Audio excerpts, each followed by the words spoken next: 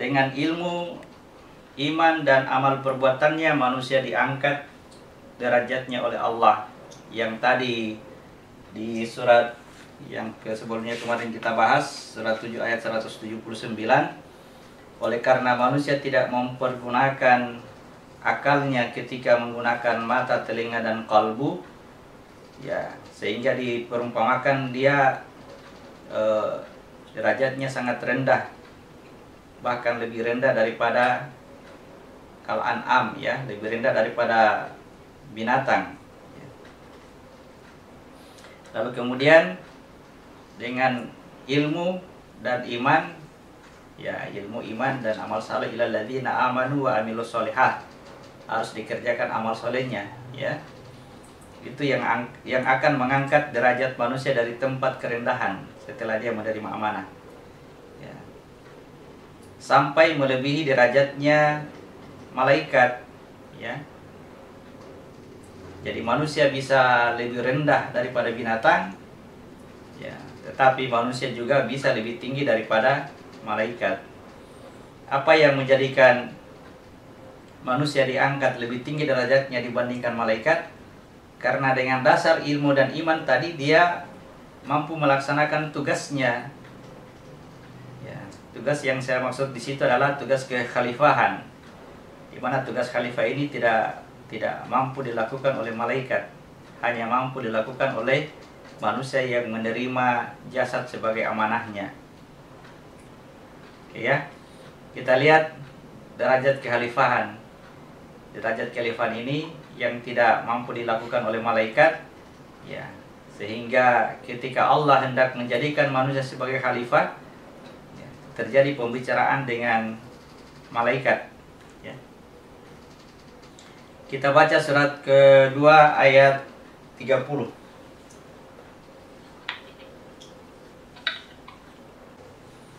Dan ingatlah ketika Tuhanmu berfirman kepada para malaikat, Aku hendak menjadikan khalifah di bumi. Mereka berkata, apakah engkau hendak menjadikan orang yang merusak dan menumpahkan darah di sana, sedangkan kami bertasbih memujimu dan menyucikan namamu? Dia berfirman, sungguh, aku mengetahui apa yang tidak kamu ketahui. Ya, muncul pertanyaan, ada apa atau kenapa mesti terjadi pembicaraan dengan malaikat ketika Allah berkehendak menjadikan khalifah, menjadikan manusia sebagai khalifah di muka bumi? Ya, yang selama ini kalau Allah berkehendak terhadap sesuatu, ya, dia tinggal mengatakan kun, jadilah, maka jadilah sesuatu itu. Tetapi ketika Allah berkehendak untuk menjadikan khalifah di muka bumi, ya, Allah berbicara atau mengatakan hal itu, mengatakan kehendaknya itu kepada malaikat. Dia berkata kepada malaikat bahwa, ya, dia akan menjadikan manusia sebagai khalifah di muka bumi. Ya, jawaban malaikat adalah, berbahaya ini kalau ada makhluk di muka bumi, ya. Kalau ada makhluk di muka bumi pasti akan terjadi, ya, kalau dia sebagai khalifah pasti dia akan melakukan kerusakan dan pertumpahan darah.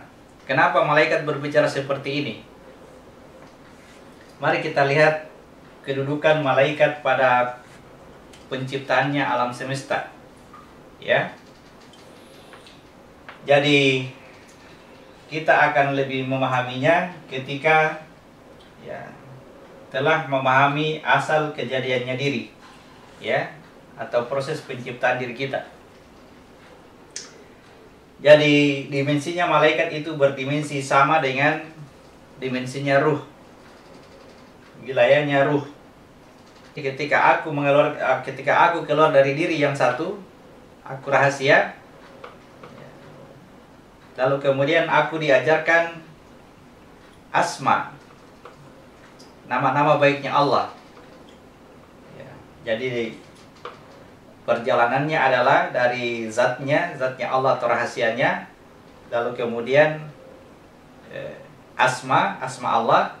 Ini asma Allah ini tidak diajarkan kepada malaikat, tetapi hanya diajarkan kepada aku dalam kondisi ruh. dalam kondisi rahasia. Setelah diajarkan asma, lalu kemudian turunlah kepada sifat. Jadi dari zatnya, lalu kemudian asma, lalu kemudian sifat. Sifat ini terbagi dua bagian. Seluruh sifat-sifat baik itu diserahkan kepada alamnya malaikat. Seluruh sifat-sifat baik diserahkan kepada alamnya malaikat, atau pada diri kita adalah alamnya ruh.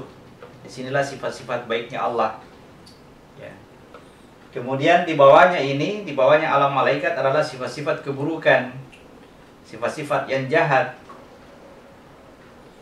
Makanya ketika Allah berkata bahwa akan ada khalifah di muka bumi, malaikat sudah pastikan bahwa khalifah itu nanti dia akan berbuat kerusakan dan pertumpahan darah. Kenapa malaikat bisa pastikan? Karena sifat-sifat baiknya itu berhenti pada wilayahnya malaikat. Di bawahnya malaikat itu sifat keburukan semua. Itulah yang mengapa malaikat mengatakan, ini akan terjadi pertumpahan darah dan kerusakan dan pertumpahan darah. Kemudian perhatikan tugas malaikat. Kami senantiasa bertasbih dengan memuji Engkau dan mensucikan nama Engkau. Jadi kata bertasbih, memuji Engkau, mensucikan nama Engkau, dalam pekerjaannya malaikat itu adalah menyanjung atau menyebut, Jadi pekerjaannya malaikat dalam kesehariannya setiap saat tanpa mengenal waktu. Para malaikat berkata, Subhanallah, Alhamdulillah, La ilaha illallah, Allahu Akbar. Maha suci Allah, segala puji bagi Allah. Tidak ada Tuhan selain Allah, dan Allah itu maha besar. Itulah pujian-pujian malaikat. Artinya kalau Allah berkehendak untuk mendapatkan pujian-pujian seperti yang dilakukan oleh malaikat ini, Allah itu tidak perlu lagi menurunkan manusia di muka bumi. Karena pujian-pujiannya malaikat itu tidak pernah berkurang. Cukup bagi Allah. Olehnya itu ketika kita katakanlah kita sudah diturunkan ke dunia ini, lalu kemudian melakukan hal yang sama dengan perbuatannya malaikat, memuji-muji nama Allah dengan sebutan, itu tidak perlu lagi kita tambah pekerjaannya malaikat. Tidak perlu kita duduk di dalam kamar lalu sebut-sebut nama Tuhan, puji-puji Tuhan melalui ucapan. Tugas kita tidak seperti itu. Itu tugasnya malaikat. Tugas kita adalah khalifah Allah, akan dijadikan sebagai khalifah. Tugas khalifah ini apa? Untuk menyatakan asma-asma Allah yang Allah hanya ajarkan kepada kita dan tidak diajarkan kepada malaikat. Kita baca ini surat 2 ayat 31.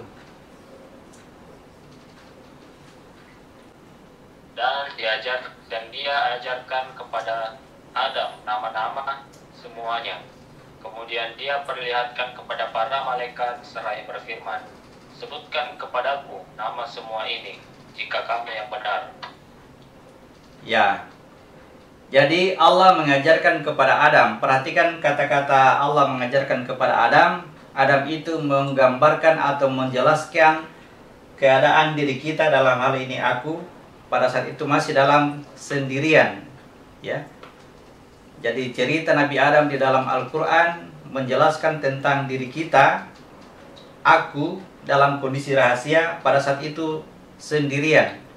Inilah yang pertama-tama ada sebelum manusia yang lain ada, adalah aku yang ada dalam diri kita. Itu yang diceritakan melalui kisah Adam.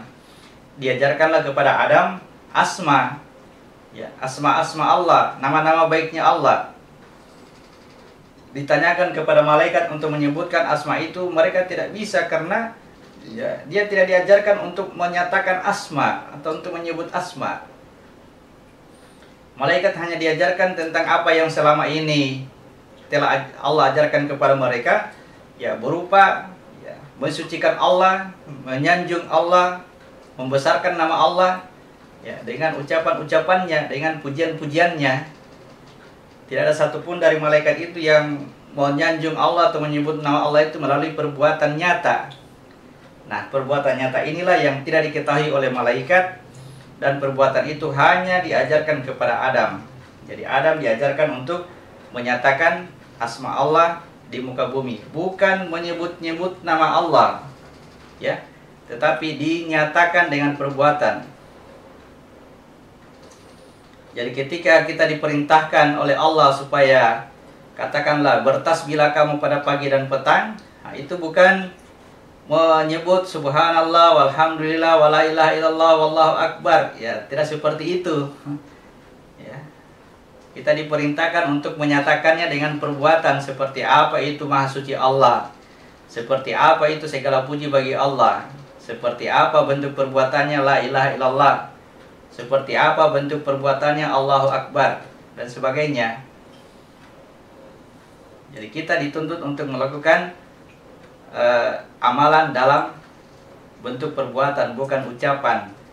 Itulah yang dikiaskan oleh Allah dalam Al-Quran, bahwa terhadap manusia, bagi manusia nanti di akhirat, itu mulutnya ditutup. Mulutnya ditutup, yang berbicara adalah kedua tangannya. Berbicaralah tangannya, artinya ya tidak berfungsi, tidak berguna, tidak akan menjadi penolong bagi kita. Ucapan-ucapan kita menyebut-nyebut nama Allah, ya, yang menjadi penolong kita itu adalah perbuatan kita menyatakan asma Allah tadi. Oke, kita baca dulu surat 36 ayat 65.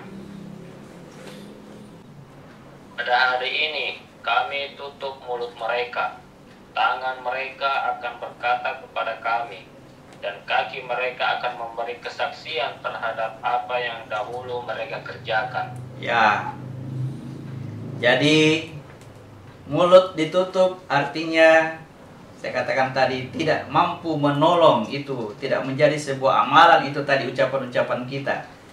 Ya, ngomongnya, ucapannya dengan lisan, itu tidak akan menolong. Yang menolong kita itu adalah yang kita perbuat dengan tangan kita. Jadi mulutnya ditutup, tangannya berbicara. Itu tangannya berbicara artinya ya amalan-amalan kita akan menjadi penolong pada saat itu. Lalu kemudian kaki menjadi saksi, ya. Selalu ini kaki menjadi saksi. Kenapa itu? Karena dia tugasnya mengantar, sebagaimana Isa, sebagaimana ruh, ini tugasnya mengantar, maka ini akan menjadi saksi. Ya, ini yang akan menjadi saksi. Kita baca ini di surat 2 ayat 143. Dan demikian pula kami telah menjadikan kamu umat pertengahan, agar kamu menjadi saksi atas manusia, dan agar Rasul Muhammad menjadi saksi atas kamu. Ya, cukup. Kami tidak Cukup. Jadi dari kalimat pertama tadi, kita dijadikan umatan wasatan, umat pertengahan, bukan kiri dan bukan kanan. Ya, supaya aku, lihat perhatikan manusia. Ya, di sini ditunjuk pada kata-kata itu, supaya aku ini, supaya kamu menjadi saksi bagi manusia. Kata manusia adalah jasad kita. Ya. Supaya kamu menjadi saksi bagi manusia, dan supaya Rasul ini adalah ruh, di situ terjemahkan Muhammad, tidak ada masalah, ya. Supaya Rasul itu menjadi saksi atas kamu. Ya, jadi ini yang menjadi pengantar. Jadi dikatakan kaki itu menjadi saksi terhadap apa yang diperbuat oleh tangan, ya. Kata saksi itu adalah mengantar. Jadi sekali lagi saya katakan bahwa yang akan menolong kita di akhirat nanti adalah bentuk perbuatan dari apa yang kita ketahui, ya. Kita sudah mengetahui bahwa tidak ada Tuhan selain Allah, ya. Pengetahuan kita jangan sekedar ucapan saja, la ilaha illallah, jangan sekedar ucapan. Seperti apa perbuatannya, ya. La ilaha illallah, seperti apa perbuatannya itu? Ya, kita memahami bahwa seluruh makhluk ini adalah ciptaannya Allah. Tidak ada Tuhan lain yang menciptakan makhluk ini selain Allah. Ya. Maka perhatikanlah segala ciptaan yang ada di sekeliling kita. Semua itu adalah ciptaannya Allah. Jadi kalau kita membenci salah satu dari apa yang Allah ciptakan, sama artinya kita membenci kepada Allah Tuhan kita. Kenapa? Karena tidak ada Tuhan lain yang ciptakan itu selain Allah. Olehnya itu kita rawat, kita pelihara, kita perbaiki yang rusak. Ya. Itulah sebuah keyakinan, sebuah contoh keyakinan bahwa tidak ada Tuhan selain Allah. Jangan kita yang menjadi perusak, ya. Kita yang mengotori, kita yang menjadikan alam ini tidak seimbang dan sebagainya. Jadi itulah salah satu contoh paham bahwa ya la ilaha illallah, tidak ada Tuhan selain Allah. Maka hendaklah kita ya, berkasih sayang atau menyayangi seluruh makhluk yang ada di sekitar kita. Jadi seluruh makhluk saja kita diperintahkan untuk menyayangi. Karena apa? Karena ciptaannya Tuhan kita. Tuhanku Allah. Hanya ada satu Tuhan, tiada Tuhan lain, Allah. Ya, tidak perlu keluar kata-kata yang bisa memaki-maki apa yang ada di luar diri kita ini. Kita maki-maki dengan sebutan jelek, dengan sebutan yang buruk, dengan sebutan yang menghina dan sebagainya. Kenapa? Karena itu ciptaannya Tuhan kita. Dan Tuhan itu hanya satu, namanya Allah. Ya, gitu ya. Jadi itu salah satu bentuk perbuatan yang akan menjadi penanggung jawab atau bertanggung jawab nanti di akhirat kelak. Inilah nanti yang akan berbicara.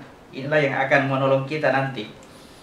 Kalau ucapan kita belum menolong, biar kita berkali-kali ucapkan la ilaha illallah.